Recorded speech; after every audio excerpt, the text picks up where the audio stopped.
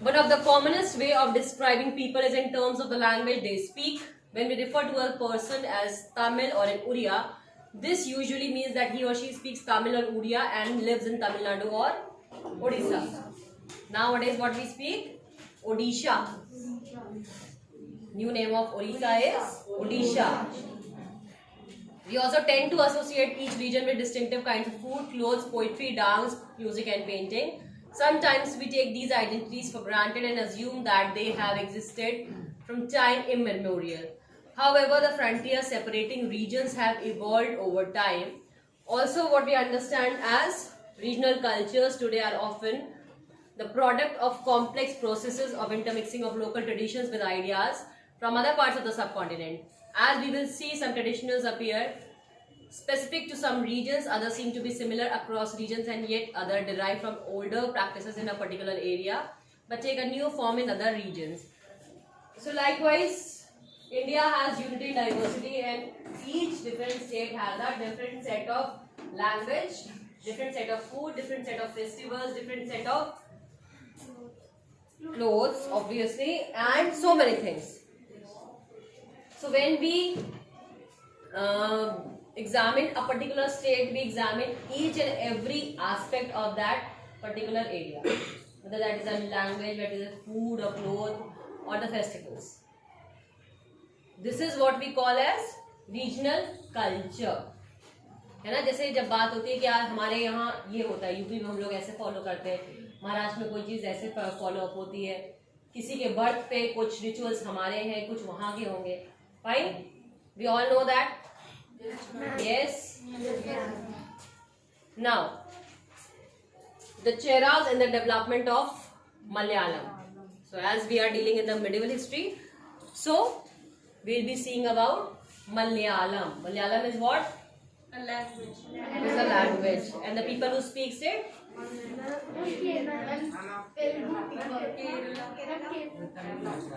The people who speaks Malayalam is called.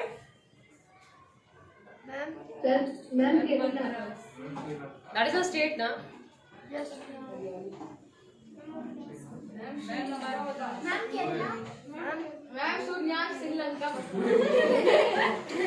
Not a funny thing. बताइए. People who speaks Malayalam language are called as. If I speak Odia, I come from Odisha. But as a person, I will be called as Odia person. So the Malayalam language, if I am speaking, I will be called as Malayali. Malayali. Fine. Let us begin by looking at an example of the connection between language and the region. The Chera kingdom of Mahodayapuram was established in the 9th century in the southwestern part of the peninsula, part of present-day Kerala. It is likely that Malayalam was spoken in this area.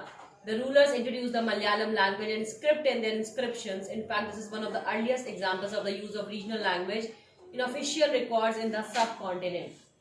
So for the first time in the area of Mahodayapuram, some of the inscriptions were found which were written in Malayalam language. Fine? Yes, ma'am. So for the first time, regional language was written on the inscription which were found by the archaeologist. Got it? Clear? Yes, At the same time, the Cheras also drew upon Sanskritic traditions. The temple theatre of Kerala, which is traced to this period, borrowed stories from the Sanskrit epics. The first literary work in Malayalam dated to about the 12th century are directly indebted to Sanskrit. Interestingly enough, a 14th century text, the Leela Tilakam, dealing with grammar and poetics, was composed in Mani Pravalam, literally diamonds and corals, referring to the two languages, Sanskritic and the regional language. So Malayalam language and Sanskritic language are not interconnected. Basically, Telugu and Sanskrit language is commonly connected, but the language which was written on the inscription was half of the Malayalam and other one was Sanskrit. So both the language was used at that era in Leela Tilakam, जिसमें grammar और poetics की बात हुई थी, यानी व्याकरण को समझाया गया और काव्य को समझाया गया, ठीक है। And the book was money problem, जिसका लिटरल यानी शाब्दिक अर्थ होता है diamonds and corals. Diamonds you all know, corals क्या होता है? डायमंड क्या होता है? कोरल क्या होता है?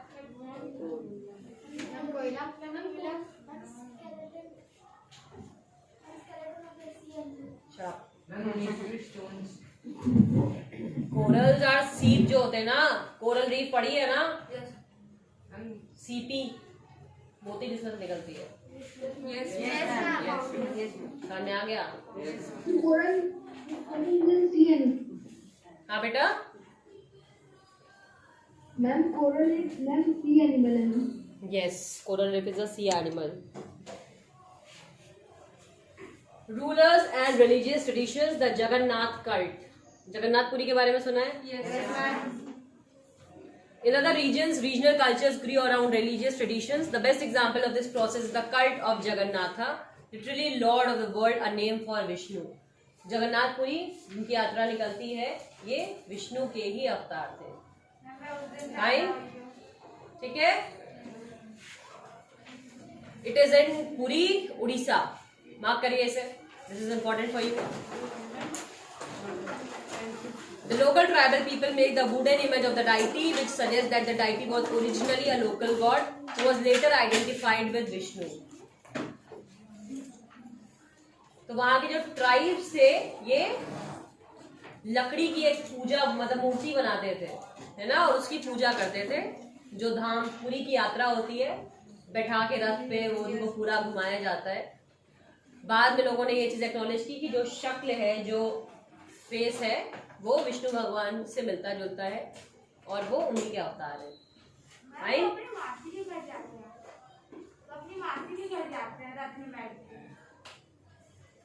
ठीक है, clear?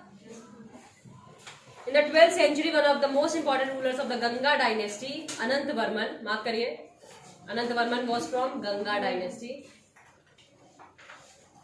decided to erect a temple for Purushottama Jagannath at Puri. Subsequently, in 1230, King Anang Bhima III dedicated his kingdom to the deity and proclaimed himself as a deputy of the god. Fine? तो इन्होंने पुरुषोत्तम जगन्नाथ जी के लिए पुरी में एक मंदिर बनाने का plan out किया और इन्होंने ये जताया कि मैं as a deputy of God, यानी भगवान का जो सेनापति मान लीजिए या महामंत्री मान लीजिए, है ना, नेक्स्ट टू द गॉड, अपने को ये घोषित किया। फाइन, किसने? अनंग भीमा III।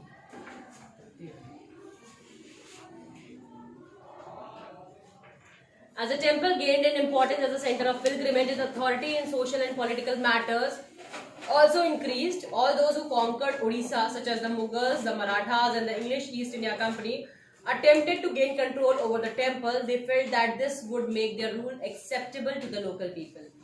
तो जितने भी इन्वेडर्स आए, जिन्होंने भी उड़ीसा को कैप्चर करने की कोशिश की, तो उनका सबसे पहले क्या था कॉन्सेप्ट कि इस मंदिर पे अपना अधिकार बना ले, so that जो लोकल पीपल होंगे, क्योंकि वो भगवान में इतनी उनकी आस्था थी, तो वो उनके लिए उनको भी मानने लगेंगे। Got it?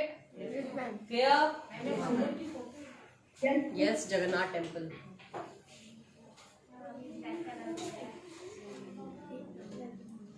The Rajputs and traditions of heroism. In the 19th century, the region that constitutes most of the present-day Rajasthan was called Rajputana by the British. अभी का जो राजस्थान है जिसको आप देख रहे हैं, इसको ब्रिटिश के टाइम में राजपूताना कहा जाता था। Fine? While this may suggest that this was an area that was inhabited only or mainly by Rajputs, this is only partly true. There were several groups who identified themselves as Rajputs in many areas of northern and central India, and of course there are several peoples other than Rajputs who live in Rajasthan. However, the Rajputs are often recognized as contributing to the distinctive culture of Rajasthan. तो लोगों का ये मानना था कि जितने भी राजपूत होते हैं सब राजस्थान में रहते हैं, तो there is nothing like that. Rajput all over country scattered है, और राजस्थान में सिर्फ राजपूत नहीं रहते, बहुत अलग अलग कम्युनिटी के लोग भी रहते हैं। Fine? These cultural traditions are closely linked with the ideas and aspirations of rulers. From about the 8th century, most of the present-day state of Rajasthan was ruled by various Rajput families. Prithviraj was one such ruler. These rulers cherished the ideal of the hero who fought valiantly, often choosing death on the battlefield rather than face defeat. Stories about Rajput heroes were recorded in poems and songs which were recited by specially trained minstrels. These preserved the memories of heroes and were expected to inspire others to follow their example. Ordinary people were also attracted by these stories, which often depicted dramatic situations and a range of strong emotions: loyalty, friendship, love, valor, anger, etc. Rajput किस लिए famous थे? राजपूतों की क्या खासियत थी? Ma'am करेज के लिए, मैम वो हार नहीं मानते थे।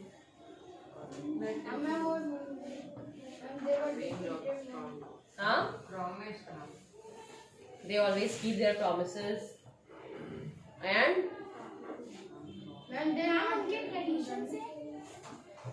whatever answer you give, they were fearless, of ma'am. no use.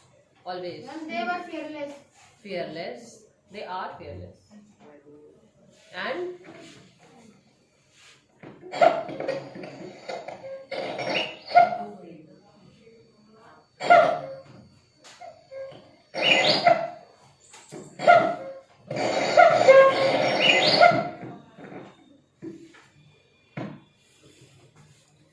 Good afternoon, students.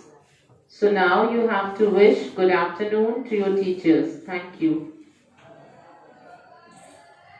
did women find a place within these stories? Sometimes they figure as the cause for conflicts as men fought with one another to either win or protect women.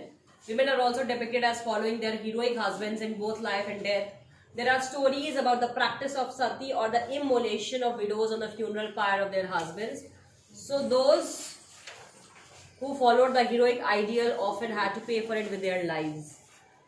So इस सारे situation में औरतों का क्या role था?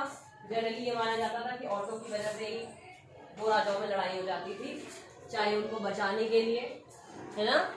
So the situation was, women के साथ क्या रहता है कि जब भी वो पद्मावत अगर आपने देखी है ना, कि when the men of the Rajputs are out for the war and they all died, so all the women of their families they go for the सती का कॉन्सेप्ट याद है ना? Yes, ma'am. जौहर चलता था, सती चलता था, so many things are going on for the women. Got it? Yes, ma'am.